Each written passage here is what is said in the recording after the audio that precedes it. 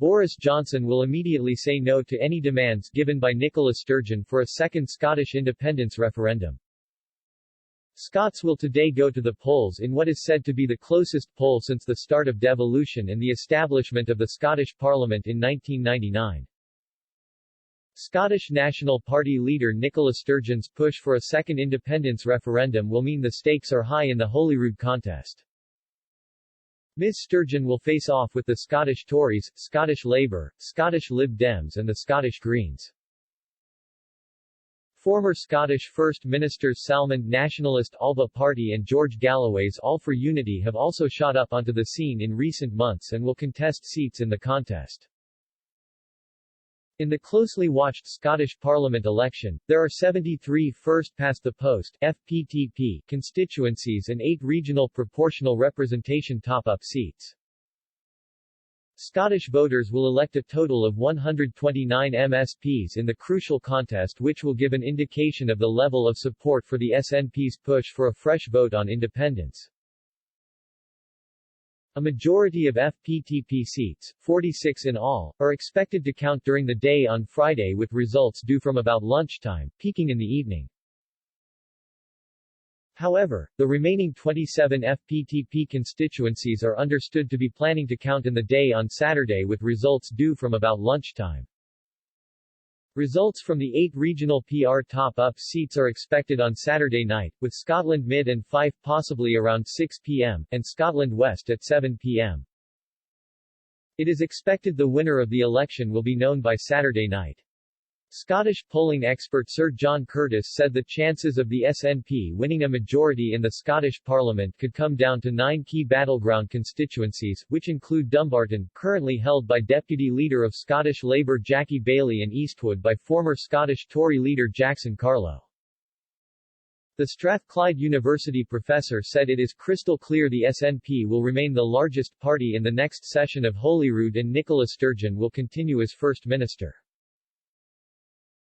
But he told The Express last night the vote would be one of the most contentious since the creation of Scottish devolution in 1999.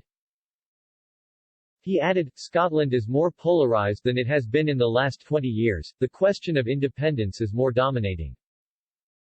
Ahead of today's vote, Nicola Sturgeon promised to be back at her desk straight away, tackling the COVID-19 pandemic. Ms Sturgeon said, today's election is the most important in the history of the Scottish Parliament. After a year of unprecedented challenge for all of us, the country needs experienced leadership to take Scotland through the pandemic, and only the SNP are offering a serious program for government to keep Scotland safe and into a recovery. Polls show that, when it comes to the balance of the new parliament, the result is on a knife edge, and in a close election, every vote can make the difference. When the COVID crisis has passed, we will give the people of Scotland the opportunity to decide if they want the recovery to be in the hands of the likes of Boris Johnson and the austerity-driven Tories, or to put Scotland's future in Scotland's hands with independence. But Prime Minister Boris Johnson said holding a second referendum on Scottish independence would be reckless and irresponsible. Asked if he would allow another referendum to take place if Scots elect a majority of MSPs from independence-supporting parties, Mr. Johnson said last night, let's wait and see what actually happens. I think that most people in Scotland, most people around the whole of the UK, feel that this is not the time, as we're coming forward out of a pandemic together, this is not the time to have a reckless, and I think irresponsible second referendum. Scots voted against independence in 2014, and Mr. Johnson referred to that vote as he said there had been a ballot on the issue only a few years ago. Sources close to Mr. Johnson added the Prime Minister would immediately refuse a second vote if Nicola Sturgeon brought it up immediately after the elections. A UK government source added, we have made clear our position on a second vote, it will simply not happen. The Prime Minister will immediately say no if he was asked tomorrow, now is not the time for a divisive vote. Douglas Ross, writing for the Scottish Express, said Scots have the power to stop Nicola Sturgeon getting her way, and pushing through a second independence vote. Outlining his final election message, he added, we can stop the Nats Indirif too, but only if we stick together.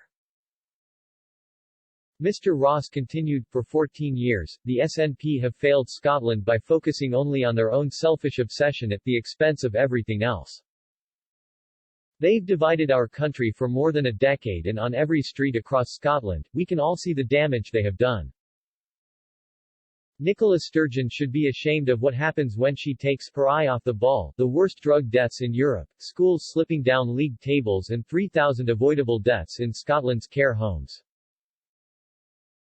Anas Sarwar, leader of Scottish Labour, told this publication today, if the SNP could not solve the health problem, the waiting list problem, the mental health problem, the social care problem in any one of the 14 years in government, they will never solve the problem now.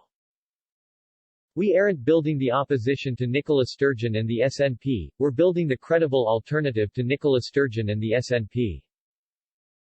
Willie Rennie, leader of Scottish Lib Dems, added, if you want to put the recovery first, then vote Liberal Democrat in every corner of Scotland.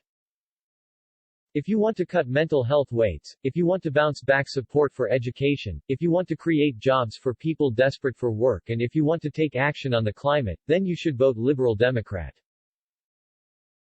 Voters head to the polls today.